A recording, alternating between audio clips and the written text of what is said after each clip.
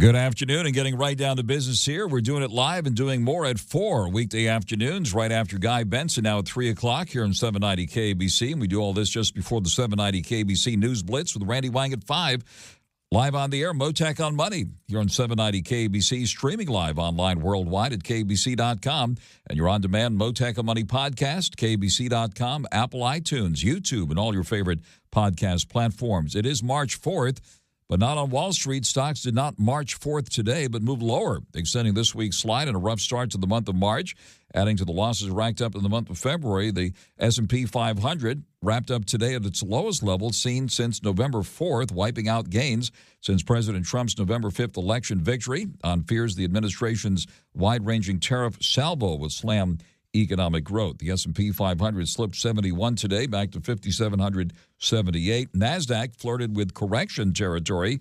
That is 10% below its most recent high before rebounding into positive territory in a wild session. The NASDAQ did end the day with a closing loss of 65 points, well off its worst level today, but its lowest finish since November 4th. The Dow, meanwhile, slid 670 points to 42,521. All this a day after the month of March got off to a rough start, with the Dow's 650-point sell-off yesterday on President Trump's confirmation of tariffs on Canada and Mexico, which kicked in today. NVIDIA, which was down more than 8% yesterday, rebounded a bit today, and I'll discuss the latest market action, including NVIDIA, with Daniel Ives, Global Head of Technology Research at Wedbush Securities, headquartered in downtown Los Angeles. He'll be joining us live later this hour. There is a ray of sunshine today in real estate. Mortgage rates have dropped to their lowest level seen in 4 months. I'll discuss that and more on what's happening on the real estate scene with Jeff LAZERSON, the president of MortgageGrader.com and Orange County Register real estate columnist. He'll be joining us live later this hour. Just after midnight, the president imposed 25% taxes or tariffs on Mexican and Canadian imports, although he limited the levy to 10% on Canadian energy. The impact of tariffs on Canada and Mexico that took effect today rippled through the markets. President Trump is set to address a joint session of Congress tonight, so we might be hearing more about all this. Meanwhile, a deal to roll back the tariffs on Canadian and Mexican goods might be in the works, according to a top Trump administration official, as President Trump prepared to give a major address to Congress. Howard Lutnick, the president's Commerce Secretary, told Fox Business a little while ago, he said he thought the president is going to work something out with them, referring to Canada and Mexico. Meanwhile, the sweeping tariffs the president has been talking about since he was on the campaign trail are finally here. And according to some surveys, rising credit card bills and decreasing savings rates have consumers worried, and now added to the tariffs kicking in, a possibility of higher inflation. President Trump's administration and Ukraine, meanwhile, according to Reuters, plan to sign a minerals deal that fell through after the Oval Office meeting on Friday, the dramatic one in which the Ukrainian president was dismissed from the White House. Discount retailer Ross Stores, meanwhile, forecasts the possibility of falling sales this year and citing slowing trends over recent weeks as harsh weather kept people indoors, and also worries about the economy persisted. Ross also concerned about the tariff situation. Joining us live now, prominent Los Angeles-based economist Kevin KLOWDEN, executive director at Milken Institute Finance, trade expert on the California economy as well as the global economy, also following the firestorm recovery here in Los Angeles. Kevin KLOWDEN, thank you very much for taking the call here this afternoon. My pleasure, Frank. Glad to talk to you. Wonderful to have you with us. I know a lot to unpack here today. Thanks for stepping up to the plate. Give us your impressions of these rapid-fire developments recently on tariffs and the markets being impacted here today. Well, what we're seeing in many ways is what President Trump had promised, that he was going to come out firing on tariffs. When the pause happened a month ago, when he did the 30-day pause on the Canadian and Mexican tariffs, there was a hope that what Canada and Mexico had done was enough to basically forestall them, or at least get him to change his mind on significant levels of them. So the imposition of them is rattling everyone that he's basically going ahead and doing what he said he would. The catch is that the USMCA deal that President Trump himself signed in his first term in office was viewed as a bellwether in terms of and a very positive thing in trying to encourage supply chains, encourage investment development in all three countries and tying them together. But it's now been over 5 years, and President Trump's looking at it and saying, wait a second, manufacturing didn't really come back enough to the United States.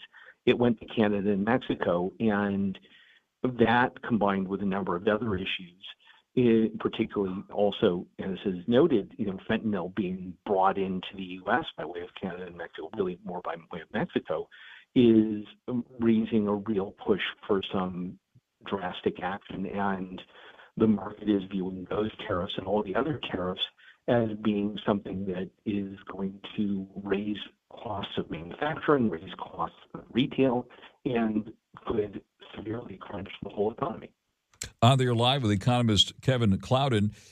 Now there's concern about how the tariffs will not only impact the markets, as we've seen, but also the economy. And a lot of economists have been talking about the possibility of a recession here today. Is this a temporary blip here with what's happening? I'm sure we'll probably hear more about it tonight in President Trump's speech to the joint session of Congress. But where do you think this is heading with the tariffs kicking in now? Well, the one issue with tariffs is that once they start and they're fully implemented, it's not that easy to just reverse course and unravel them. There's a whole bureaucracy that goes in. There's a whole level of implementation. And, well, given the cuts to the bureaucracy throughout the government that have been taking place, it means that both implementing them and then removing them will be a lot harder than just simply flipping a switch.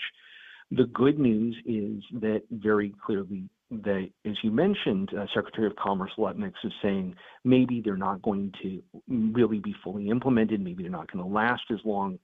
There's a lot of what ifs, and obviously people have their fingers crossed hoping that's the case. But you haven't heard a what if when it comes to raising the Chinese tariffs from 10 to 20%. You're still hearing the specter of the tariffs being placed on potentially on European goods.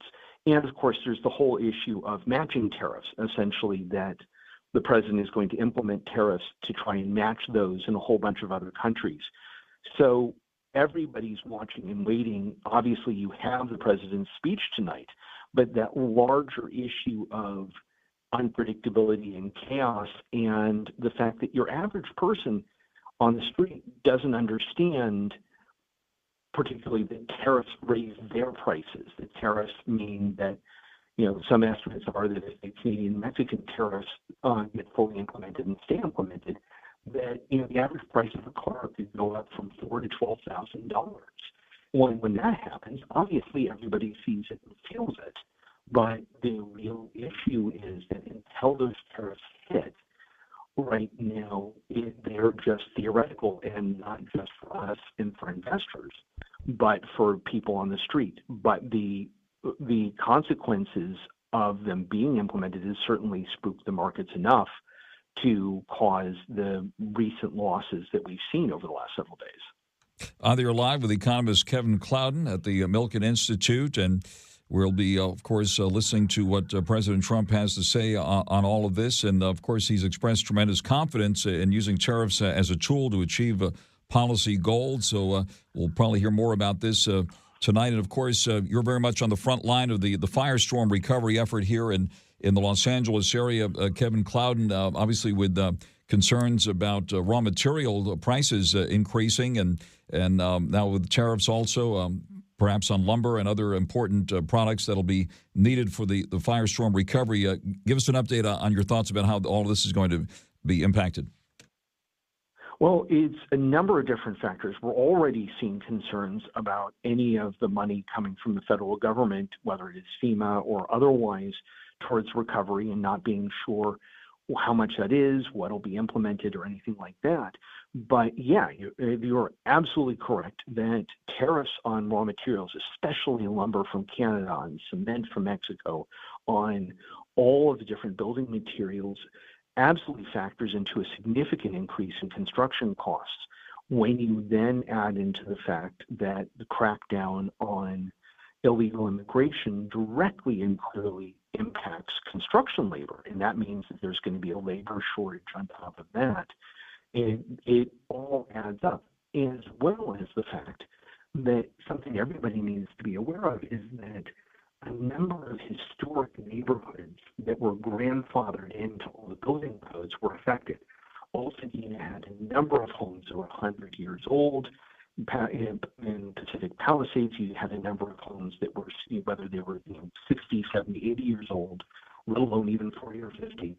All of them were done before the current earthquake codes, the current fire codes, and you have to look at it in rebuilding in all of these places that the homes have to be insurable. So that involves a great deal more concerted effort to not just rebuild, but to restore the characters of the neighborhoods affected and do it in a way that's affordable and sustainable. And it's actually something the Milken Institute were very much interested in looking into. And I've talked with a number of different groups throughout Los Angeles, all of whom are incredibly invested in seeing this rebuild happen.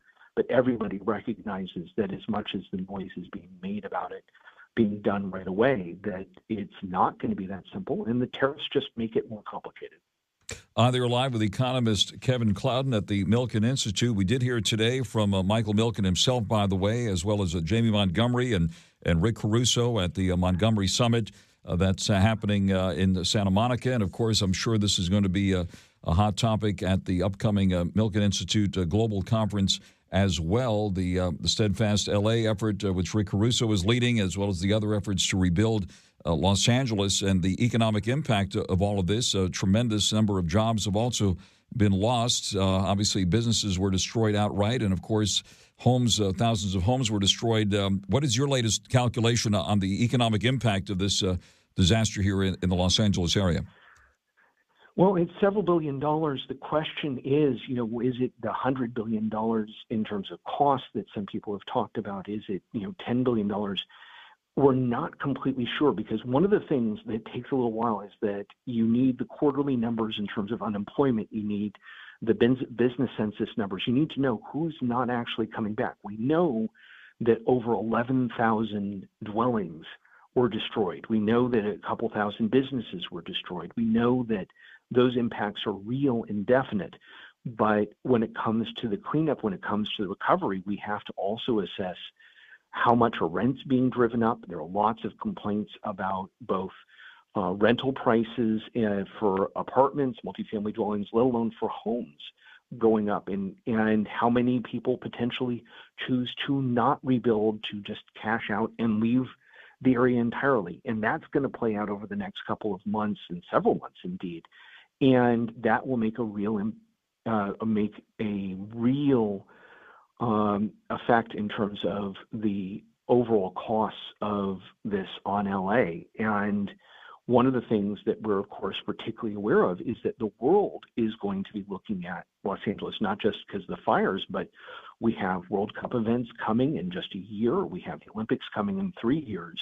And having a city that is not in the process of rebuilding, that is not showing its resilience when the global media is coming to LA, is going to be a significant factor. And so we all have to look at it and say, can we make this happen, and make this happen in a way that shows to the world that LA is resilient and that LA is ready and able to rebuild and not leave these communities hanging. Economist Kevin KLOWDEN, thank you very much, Kevin KLOWDEN, for taking the call here this afternoon on all these big stories and a lot more to come. We do appreciate your time this afternoon, and I know you have an important meeting to attend, so we'll let you get back to that. And thank you very, very much for joining us live here. That is economist Kevin KLOWDEN, Executive Director at the Milken Institute, finance, trade expert on the California economy, the global economy, and also, of course, following what's happening here with the recovery following the firestorms in Los Angeles. Kevin KLOWDEN, thank you very much for joining us live here this afternoon. My pleasure, Frank, and best to everyone. Thank you very, very much. Let's get the latest on your ride now. 790 KBC. Mottek On Money continues here, 790 KBC, following the rapid-fire headlines and the financial wires here. President Trump moving forward with sweeping tariffs at midnight on goods imported from Canada and Mexico, and doubling down on duties on China, rattling the financial markets today. The Dow down 670 points, settling at 42,521. The Dow was down 650 at the close yesterday, getting the month of March off to a rough start, and we're only First week in the new month here with the S&P 500 down 71.5 points at 5,778. The NASDAQ down 65 today to 18,285. The NASDAQ briefly popped into positive territory during the session today, and another seesaw day on Wall Street. NVIDIA shares, which had a more than 8% plunge yesterday, rebounded today, up nearly $2 at the close at 115 and change, up in after-hours trading of about 250 now, back to 118 and change. Apple down more than 2 today to 235 and change. Ross Stores down nearly $1 at 135.97. Tesla down again, down nearly 13 at 272 and change. The price of gold moving higher, up 640 at 2,925 an ounce. Oil down 38 cents at 67.88. The yield in the 10-year note now at 4.25%. Ray of sunshine for real estate with mortgage rates hitting a 4-month low as of today. We'll get the latest on that coming up in the next half hour. I'll talk about it. I'll talk about it with Jeff LAZERSON, the president of MortgageGrader.com, who also happens to be the Orange County Register real estate columnist. Fallout on the tariffs continues. We're following the latest right off the wires here. The Canadian Prime Minister Trudeau announcing a 25% retaliatory tariff on billions of U.S. imports, effective immediately. Tariffs on another $125 billion in goods will take effect in 3 weeks, he said. And the action prompted President Trump to threaten even more tariffs on Canada. Mexico's president said retaliatory tariffs will be coming on Sunday. At midnight, 25% tariffs on our neighbors to the north and south, Canada and Mexico, went into effect. President Trump also imposed an additional 10% tariff on Chinese imports, doubling the 10% tariff he had hit Beijing with in early February. Economists have warned the president's moves could cause negative consequences, including triggering inflation that could hurt ultimately consumers. A lot of concern about what's happening, especially in the car business, where car prices could jump significantly. The stock market did see a dramatic sell-off after the president's announcement yesterday. We did see the S&P 500 racking up its worst day since December, falling into negative territory for the year. Stocks sold off again today, with the Dow tumbling more than 1,300 points in just the past couple of days.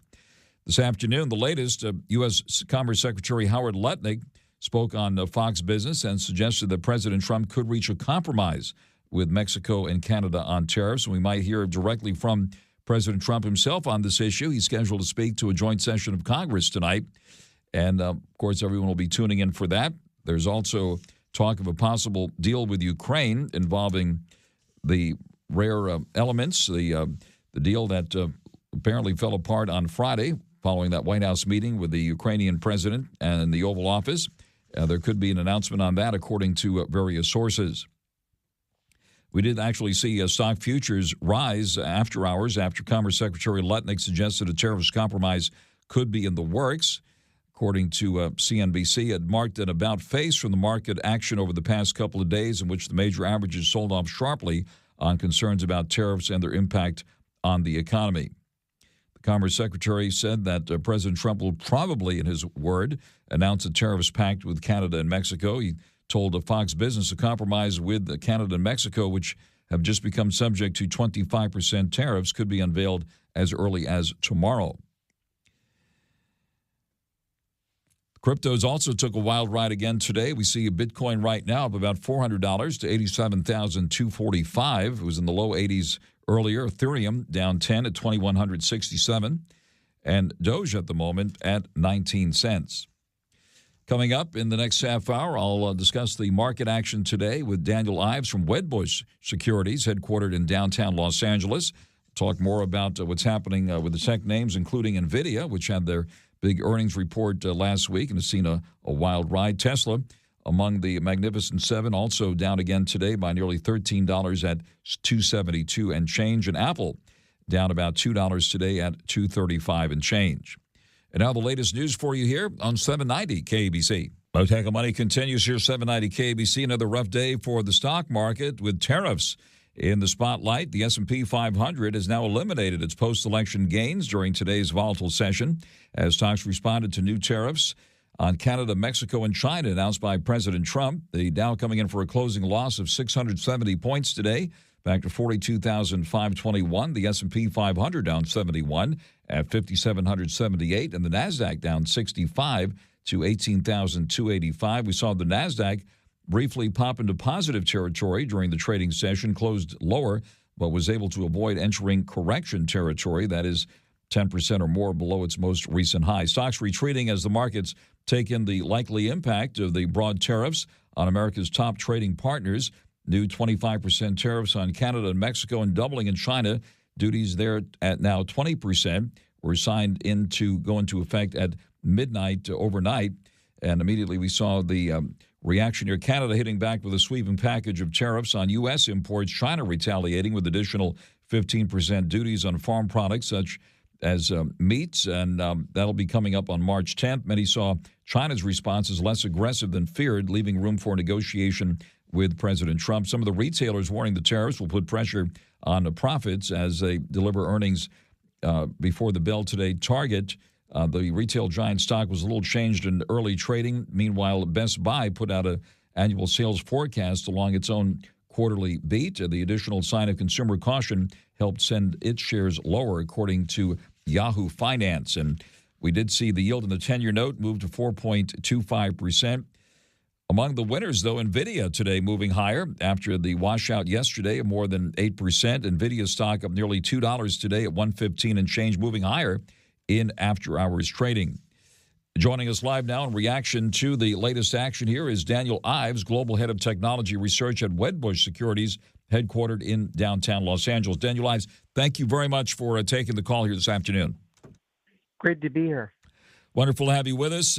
What's your reaction to all of these latest developments here on tariffs rattling the markets?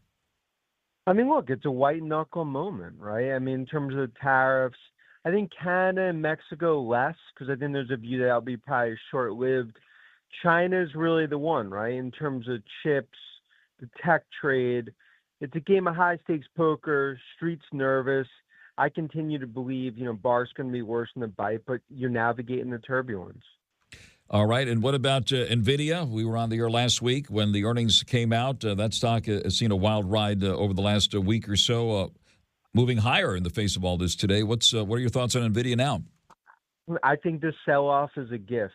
In terms of the tariffs and in terms of some of the noise, does it impact NVIDIA? Yeah, but I mean, you're talking about someone trading at 25 times earnings. I mean, I believe this is, $200 stock.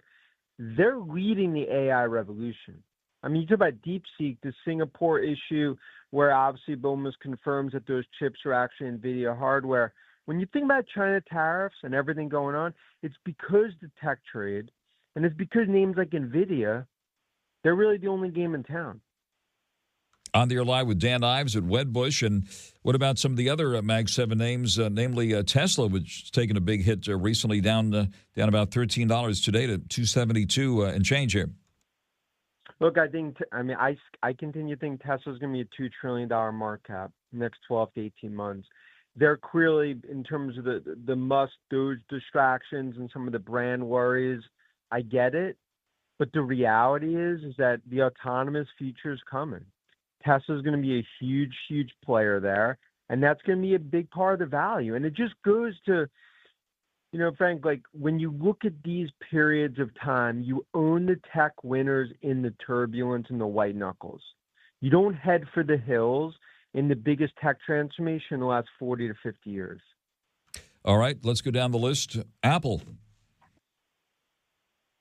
To me, I mean, the consumer AI revolution is going to come through Cupertino. Tariffs are basically going to be excluded by, and I think ultimately this is one that you continue to play. I think this is a $300 stock in next year. All right. Amazon, Microsoft, any thoughts about the other Mag 7 names? I think you own the hyperscalers. You own Amazon, you own Google, you own Microsoft. I mean, the AI revolution, only 4% of enterprise have gone down the AI path. It's going to be owned by the hyperscalers, and that's the one thing. In this noise, it's easy to get caught up. But the point is, there's $2 trillion of AI CapEx next 3 years. It's the hyperscalers are going to own it. That's why you own these names, Microsoft front and center. All right, let me ask you about what's happening in the crypto world here. A wild ride for Bitcoin again today. What about what's happening in the crypto space? I mean, we're bullish on Bitcoin, bullish on crypto. I mean, I think it's one, like, you're going to have a deregulatory environment. There's obviously a lot of sort of up and down in terms of what we've seen in terms of Bitcoin, but our view is that it's going higher. You have deregulatory, you can have more and more public companies ultimately owning Bitcoin, and that continues to be the path. And I think you just don't get caught up in some of this turbulence where it's very easy, especially in this, in this beltway environment. All right, and then we hear about this crypto reserve that's been expanded beyond Bitcoin with some other names now being mentioned. Yeah, look, and I think that's the path we're going. We'll see what happens, in terms of the address tonight to Congress from Trump, but you're going to continue to go down more and more of a crypto and Bitcoin path. And I view that, look, it's a risk-off period that we're going through for assets across the board, tech, Bitcoin, any growth asset. But I believe that's going to be short-lived. I think this year, in terms of tech, in terms of crypto, in terms of Bitcoin, those all have a path much higher given where we see the environment. Any other thoughts on the future of the AI infrastructure stack or any other thoughts about what's happening in the AI world or in the tech space? It's 10 p.m. in the AI party. It goes to 4 a.m. The point is, this doesn't ruin the tech trade. Many are going to yell fire in a crowd theater. And I tell you, in 25 years covering tech, that's been the best opportunities when people are selling. It's a white knuckle moment. You own the tech winners. And I continue to think we're in year 3 of what's going to be a kind of 8 to 10 year build out for AI. You think there's a lot of cash on the sidelines, a la Warren Buffett and what he's doing, waiting till the dust settles on the tariffs in this uncertain period? Of course, but if you wait till the dust settles, you miss the run, and that's our view. I mean, I could go back 2018, 2019. I could go through COVID 2020. We could go through a lot of different periods that we've had over the last few years, and everyone thinks that that's going to be the end of this bull market. This is all a game of high stakes poker with Trump to get these countries to the table. Tariffs are not going to be in place for years. And I think you take advantage of these opportunities to own the winners, and that continues to be our view. Very interesting. And also some of the other markets have been hitting record highs lately. The DAX in Germany, for example, hitting record highs. Anything else getting your attention around the world? I mean, look, you're seeing definitely, Europe get a pop, more and more focus on those markets. I think you'll see even some in China in terms of that market plan, names like Alibaba and others. I continue to think U.S. tech's the best way to play this market. Daniel Ives, thank you very much for taking the call here. Thank you very much. Daniel Ives, Global Head of Technology Research at Wedbush Securities, headquartered in downtown Los Angeles, live with us here on Mottek On Money on 790 KBC. And what turned out to be another rough day for the markets. The Dow down 670 on top of yesterday's 650-point drop. The S&P 500 down 71 and the NASDAQ down 65. It had briefly popped into positive territory during the trading session and closed off its worst level of the day. NVIDIA among the winners, up $1.93 at $115.99 and is up about $2.50 in after-hours trading. Apple down $2.10 to $2.35 and change, and Tesla down $12.61 at $272.04. Gold on the rise at more than $6 at $2,925. We'll take a closer look at mortgage rates hitting a 4-month low today as the yield in the 10-year note, which impacts fixed-rate mortgage rates, has moved to 4.25%. That and more straight ahead. But first, the latest on your ride this afternoon on 790 KBC. Mottek On Money continues 790 KBC. Good afternoon. A ray of sunshine in real estate with mortgage rates hitting a 4-month low, the lowest we've seen in 4 months. In the meantime, we heard recently that home sales are at an all-time low, according to the National Association of Realtors. Let's bring in Jeff LAZERSON now, the president of MortgageGrader.com, also Orange County Registered Real Estate columnist. Good afternoon, Jeff LAZERSON. Hi, Frank. How are you? Hey, wonderful to have you with us here, Jeff. Thanks for joining us here on some good news here. As far as mortgage rates are concerned, how are the rates looking here today? They're really looking fantastic. So that Maytag repairman cap, I'm putting that away for a while because the phones are ringing again. The 30-year fix today is at 5.99% at 1 point cost. So that's under 6%. 15-year fix is at 5.25% at 1 point. and that's up to $806,500 Fannie Mae conforming. And then the high balance Fannie Mae, so that's for LA and Orange County, $806,501 to $1,002,907.50. The high balance fix is at 6.5% at one point, and the 15-year high balance is at 5 5/8% at one point. The 30-year jumbo is really good, 6 3/8% at one point. So rates are really coming down a lot. All right. Is it moving the needle? You described yourself as the Maytag repairman in our previous conversations over the last year or so, and it looks like things are getting busy for you now once again. And we did see that report recently showing home sales at an all-time low. That was a national reading from the National Association of Realtors.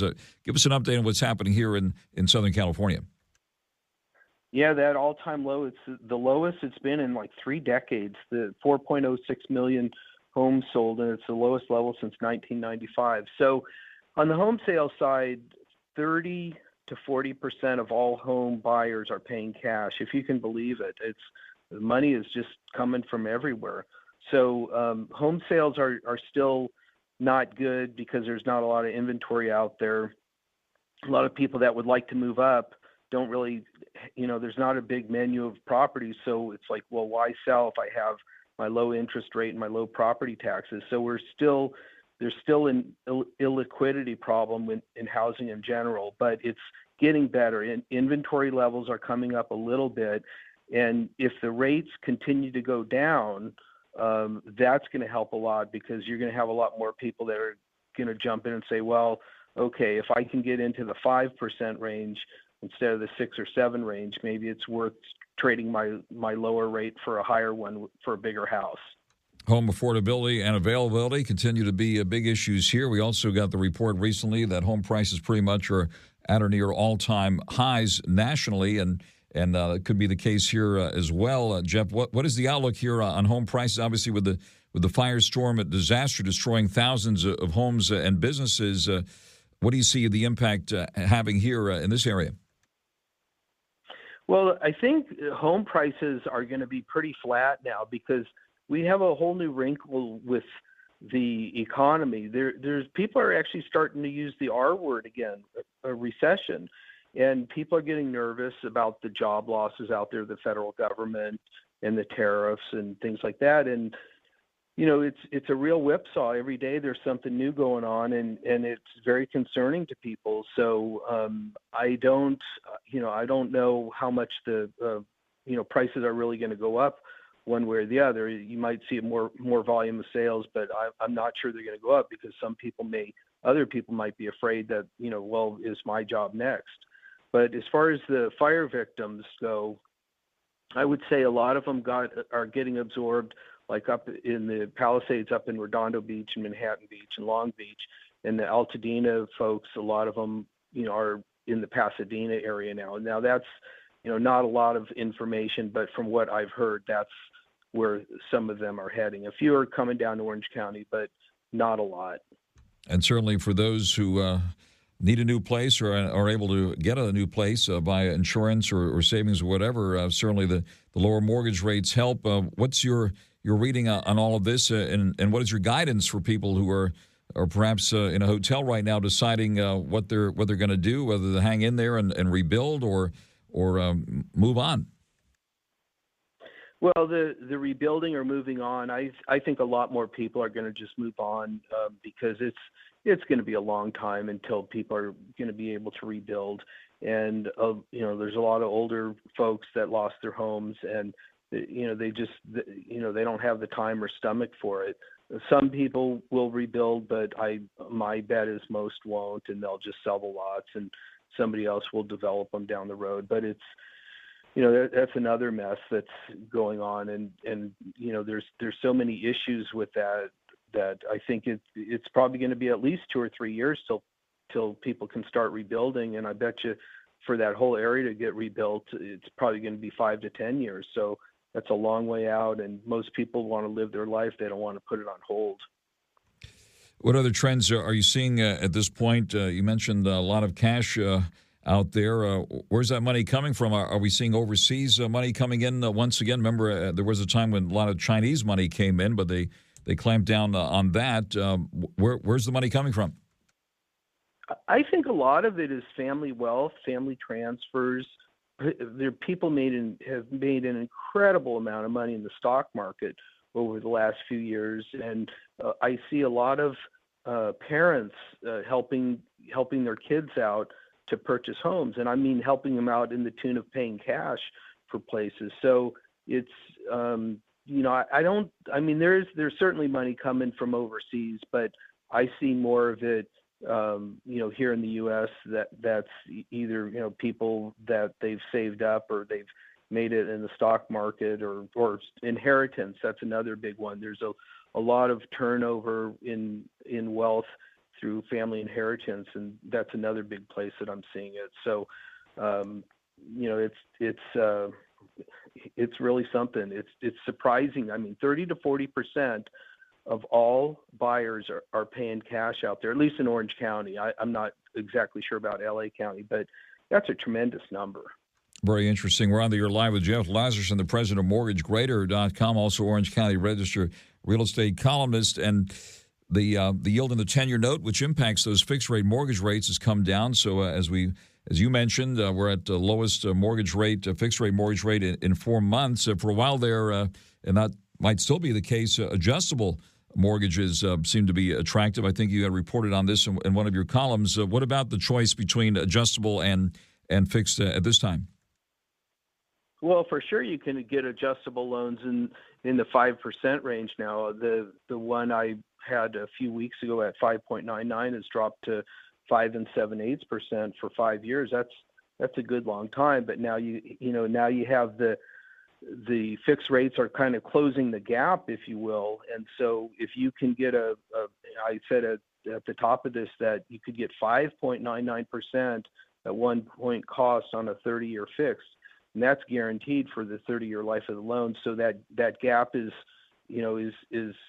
getting a lot less. And so I think people will just shift back to the fixed rates as the bond market continues to rally. All right. Jeff, thank you very much for taking the call this afternoon on all this. Jeff LAZERSON, president of MortgageGrader.com, also Orange County Register real estate columnist, live with us here on Mottek On Money on 790 KABC. I'll be back with more at 4 tomorrow afternoon right here live. And in the meantime, stay tuned now for the 790 KABC News Blitz with Randy Wang.